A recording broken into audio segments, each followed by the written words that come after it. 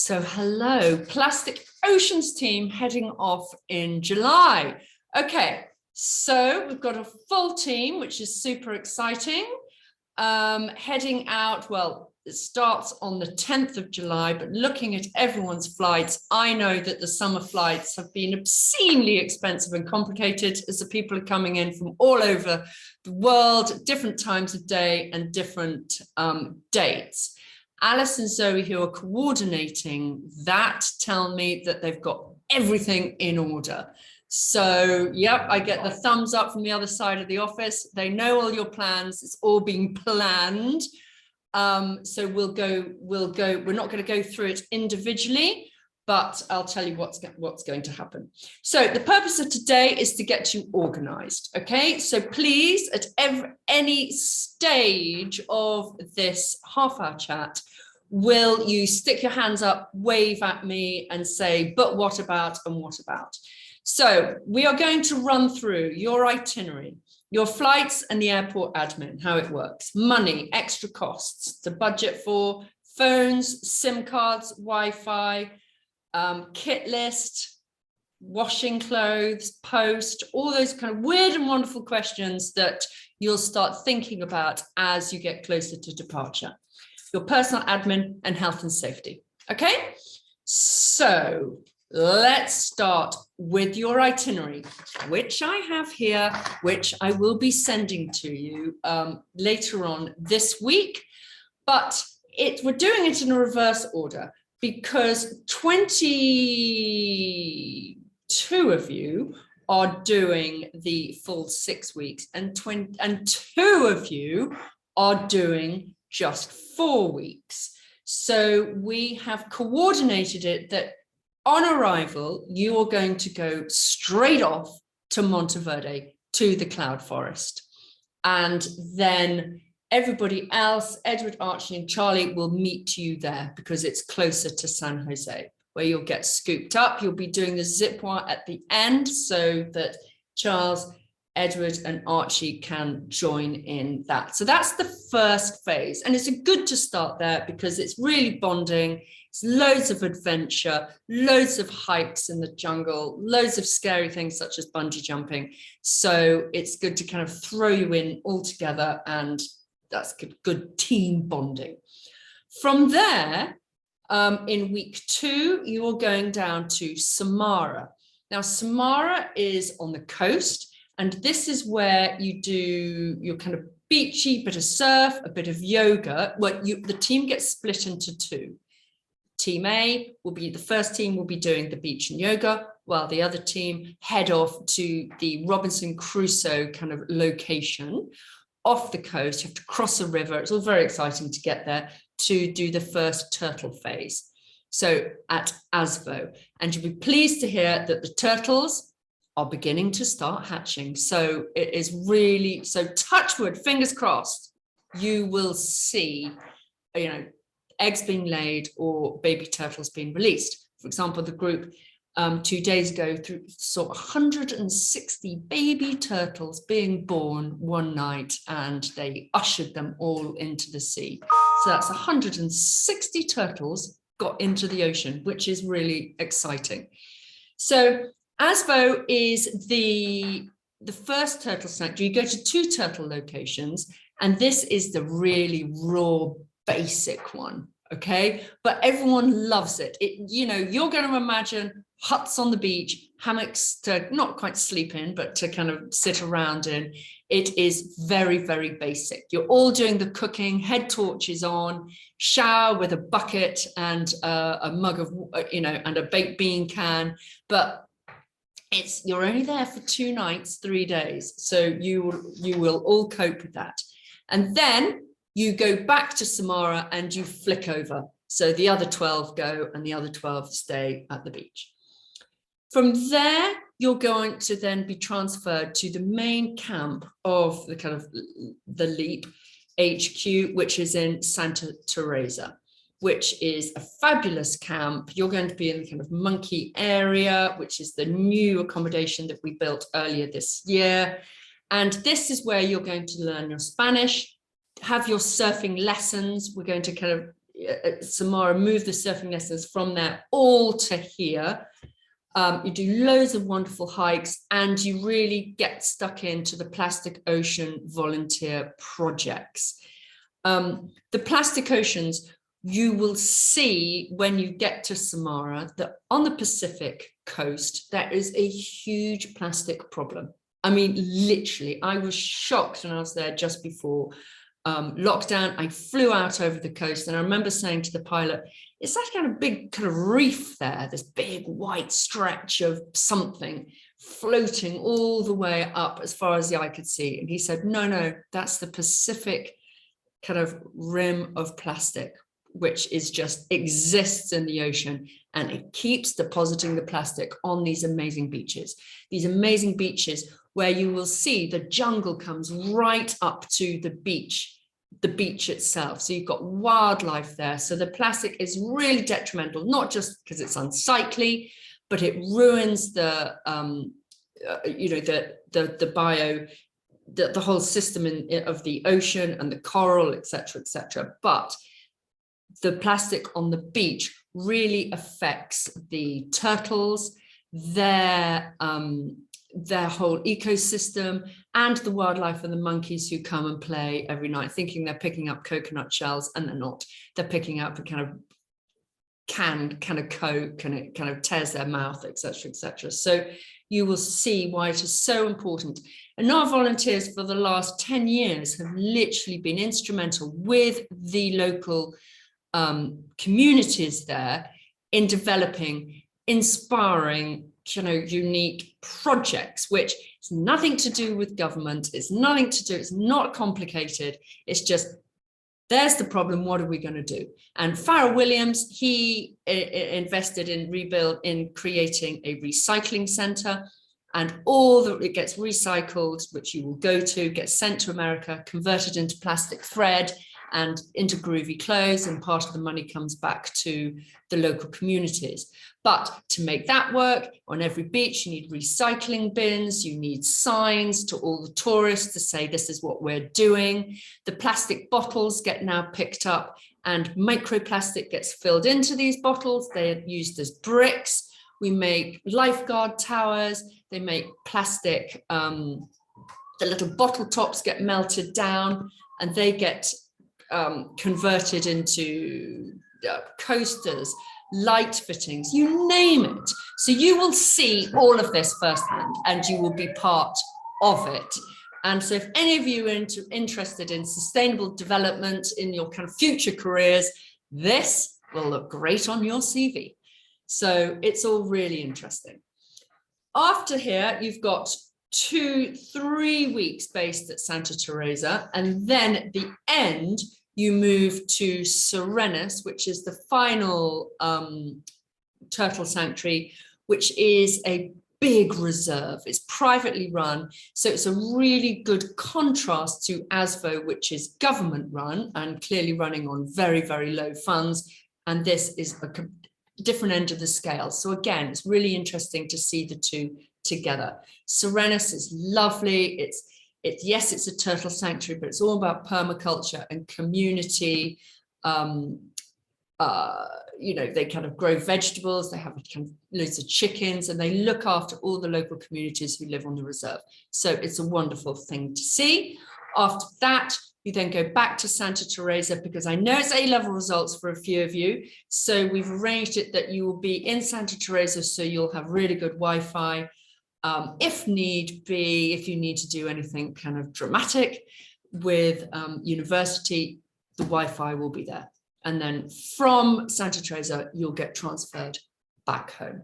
Okay, so that's your 6-week, all kind of fast and furious plan of action. But please note that when you're out there, that is the plan, but plans always change. So we will take into consideration the weather, turtles. If we get a heads up that they're amazing, that there's something extraordinary going to happen, which occasionally it does with full moon, then we will jiggle your itinerary accordingly. So just go out with everything on this plan will be included, but there might be a tweak to the order of events. So just go with that. expectation. So is everyone happy on the itinerary? I will be sending it out to you later this week so you can read it again and refresh your memory, and uploading it to your MyLeap. So any questions so far on that? Okay, no, good, right. The next is your flights. Now we know a lot of you are all flying on different airlines and arriving on different days, but regardless of your day or time of arrival, okay, you will be picked up if you've arranged with Alice and you haven't arranged to stay in some other hotel, which I know a couple of you have, but if you're expecting to be picked up by the Leap, you will be, okay? Costa Rica is a fantastic San Jose airport, very modern, very slick, very organized. As soon as you arrive, you can sign up for the free airport Wi-Fi. I will be sending you a letter, an email, a few days before you go with the WhatsApp number of your guide who's in San Jose, who's going to be waiting for you at the Rosa of America Hotel. And the Rosa of America will be sending their taxi toing and froing all day to pick you up. So when you come out, when you land, sign up for the airport Wi-Fi. When you come out of arrivals, you just wait there. Now there is a cafe just there, should you need a drink or something, but just wait and look out for the sign which will say the Leap Jaquera, okay? But you don't need to worry about that now, but you will be picked up, okay? You'll be taken to the Rosa, which is literally a 10-15 minute drive away. It's lovely, it's relaxed, you've got a pool there, it's got more tropical birds screeching at you that can shake a stick at. You'll have supper there, that's your kind of meet and greet, and everyone will gather there for off on the next day, okay? Visas, nobody needs a visa. You only need to enter Costa Rica, but you need your visas to cross the States and Canada. So remember to get that before you go. And you will need proof of your COVID vaccinations. Okay, so don't do what my son just did and realize that his was out of date and I had to wait, several days for that NHS certificate to come through. So get organized. Any questions on airport arrivals? No? Yes? Go, Lucy. I just have one question about the COVID vaccines. Do they require 2 or 3 vaccines? Do you know that answer? 2 minimum. Okay, that's good. Mm-hmm. Thank you. Okay, anyone else? Okay, good to go. Money, extra costs. Right, there's no way to deliver this, without a kind of hard punch. But I'm warning you now, Costa Rica is expensive, like properly expensive, like London prices, okay? So you have to budget and make good choices, okay? So when you are there, throughout your itinerary, and I will highlight this in the email, at Monteverde, the breakfast and lunch are included, supper is not, okay?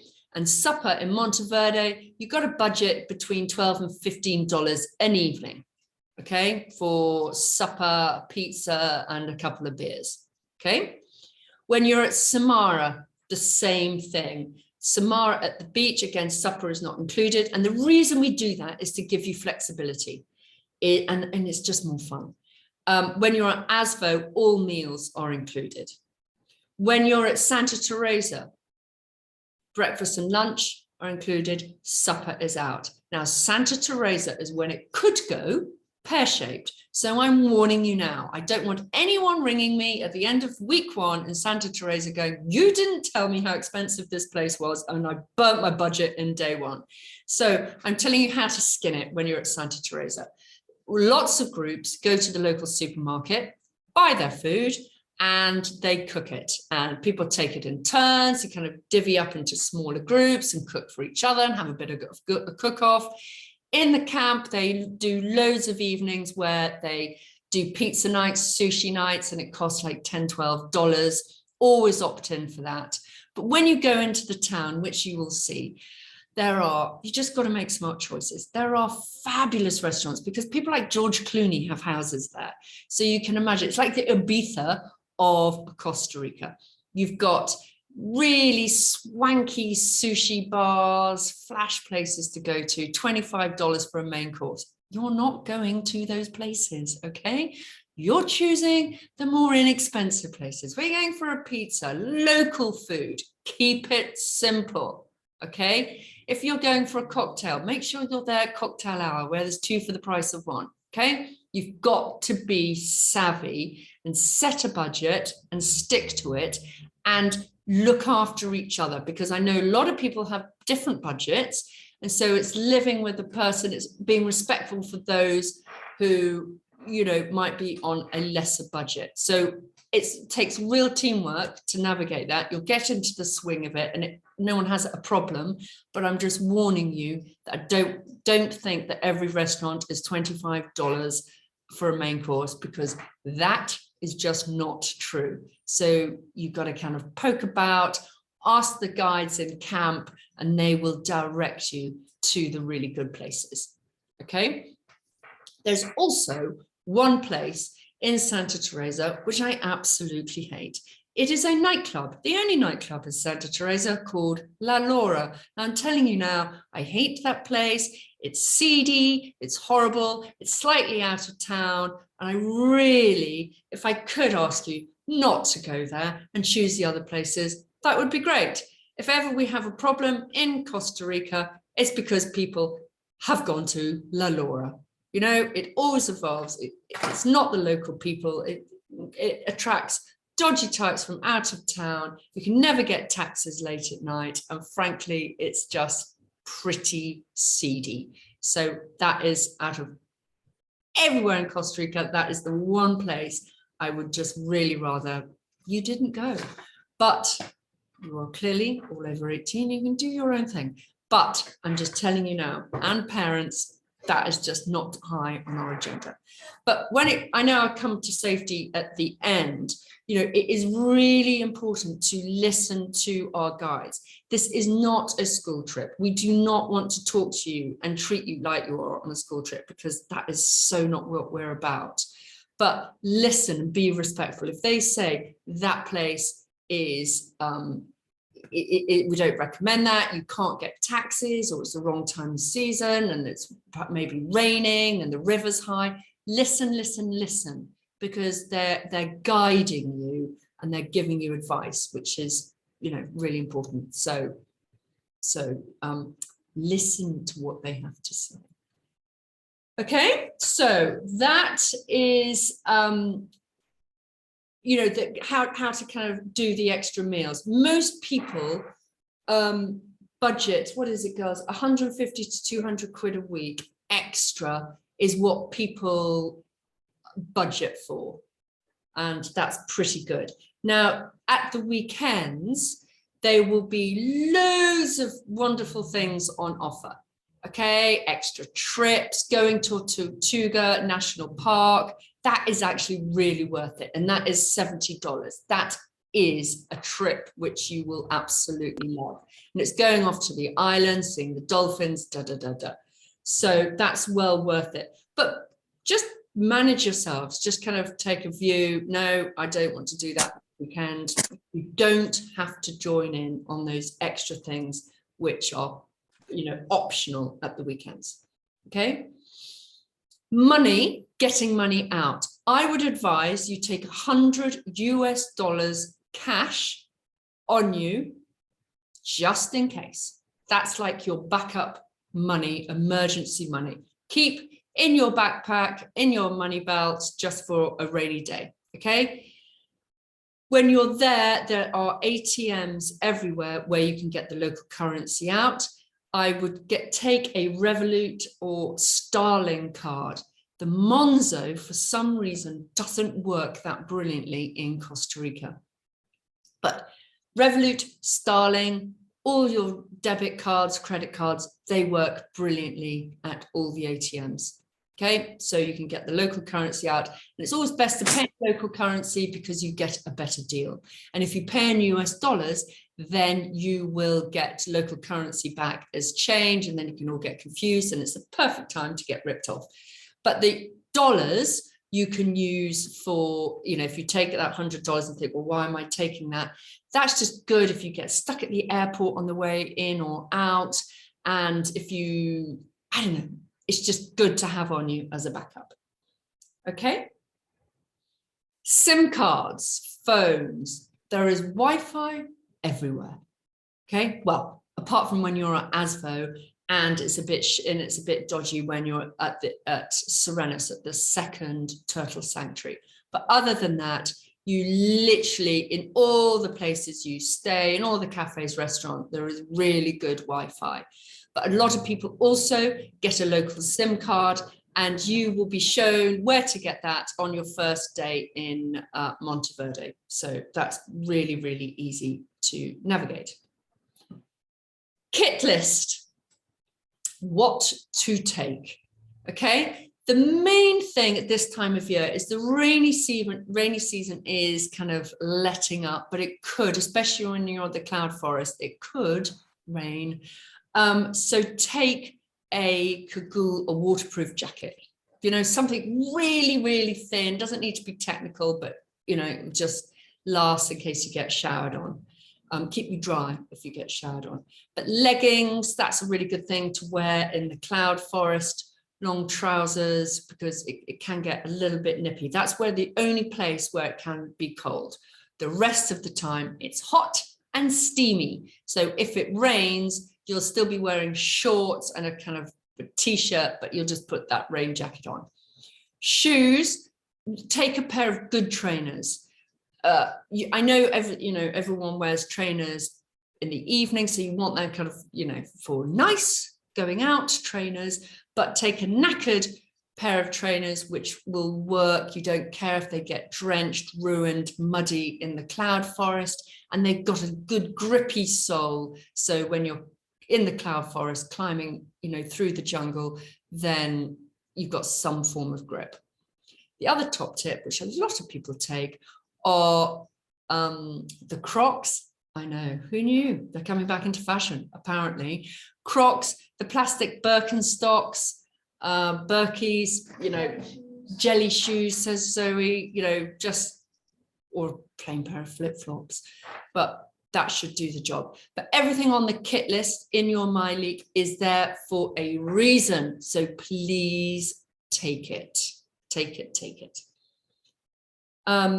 Okay, boys, you don't need to listen to this. This is for the girls. I know, I'm going to say it now. You can't get Tampax in Costa Rica. Just saying, to take out enough for your 6 weeks. Okay, boys, you can tune back in now. Personal admin and various forms. You all need insurance. Okay, do not leave home without insurance. If you've taken out the Campbell Irvine insurance, you will automatically be covered for a bungee jump. Now, I don't know who wants to do a bungee jump when they're in Monteverde. In every group, there's probably about 6 or 7 that choose to do this. So if you're thinking of doing that, look at your insurance, check it's covered, because you won't be able to do it if it's not. And if it's not, get in contact with me, because I do have an insurance company who will insure you literally for the day for the activity, and it costs about 12 to 15 quid. So it's really worth knowing before you leave whether you're covered or not.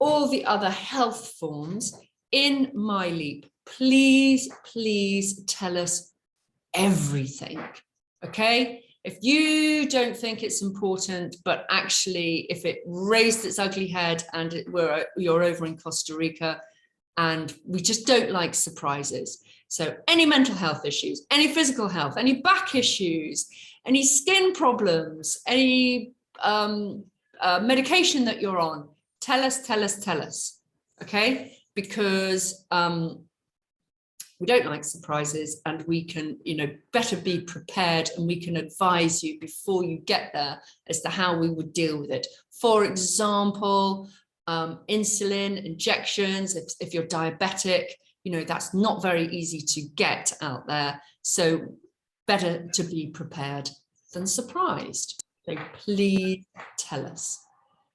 Health and safety, I touched on it before when I was talking about Santa Teresa and going to that nasty place, La Laura, listening to the guides, being respectful to their knowledge, and drinking. Okay, drinking, it causes no ends of trouble. All the problems we have are when people have drunk too much late at night. So, the aim of this program is to have an adventure, to do random experiences with a fantastic group of people. Yes, we want you to have a few drinks, but just keep it all, we want you to have a few beers in the evening, have a good time. There'll be kind of dancing evenings. There's all that. Just don't go kind of super wild and crazy. And drugs, just letting you know that, of course, every gap year student in the whole of Central and South America will be offered drugs at some stage in and around the entire trip. And the answer is no. Anybody caught doing drugs, I'm sorry, I'm telling you now, will be asked to leave the program immediately. So that's just telling you how it is. But we don't ever have a problem with that. We just do have a problem with people over drinking and having too many cocktails, because the spirits are much stronger there than they are at home. So, any questions? Oh yes, the girls are saying laundry. We always get this. You can get your laundry done in Costa Rica. So don't think you've got to pack endless clothes, because you can get it all done at various stages of the trip. You can get it done at a laundrette. You could do it yourself, or when you're in Jaquera camp, somebody will do it for you. And it's usually about anything between $10 and $15 for a big load. So again, that's easily managed. Suntan lotion, take enough suntan lotion out for the entire trip, because that again is really expensive in Costa Rica. But other than that, you can get most things, shampoos, soaps, moisturizers, Okay, so any questions so far? No. Yeah. Hi, Jude. Yeah.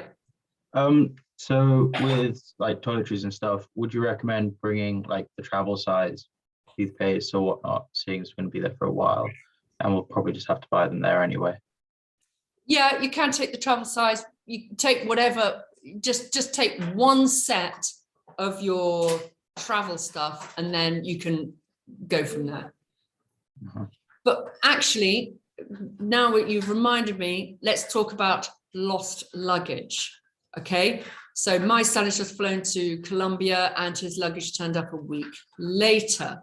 So we all know, coming from the UK, that there are those of you coming from the UK, there are real problems at Heathrow at the moment. So really label up your bag. Take photos of your bag. Yeah, don't just rely on the airport sticker. Okay, so I would definitely have, and I will send you the address of where you are going, of the camp, to put on a big luggage label. Okay, and in your hand luggage, I would definitely take enough clothes to last you 1 week, just in case. Luggage always turns up, but just, in the good days, maybe one bag every kind of couple of trips would get lost, and it would always turn up a week later. But I'm predicting that this summer it could be a little bit more chaotic. So in your day rucksack, pack enough that will just make you feel comfortable for the first week. Okay, just to be sure. Okay, be really mindful of that. Okay. Any other questions? No? So I think we are pretty good to go. So look out for my emails that will come through at the beginning of your last week. Okay, well, this week I'll be sending your itinerary, and then at the beginning of your last week, I will send you the email with who's picking you up, the telephone numbers, the address for your luggage, and just, you know, get you kind of the final bits of organization. But you're in for a treat. You've got a great team. Everyone is, we've got a full team, good kind of mix, ages, girls and boys. We've got a, I don't know which is your team leader at the moment, but we've got 4 out there who are all brilliant. So you're in for a treat. Have fun. And call us at any time between now and the picture. Ooh.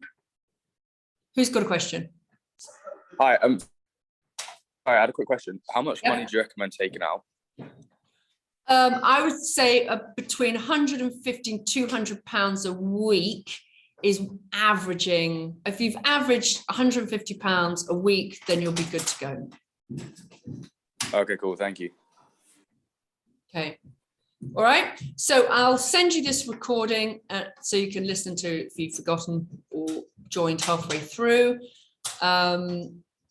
And good luck, team. Have fun. Goodbye from me. Thank you. Okay. Thank you very Cheers, much. Millie. Goodbye. Thank you. Thank you.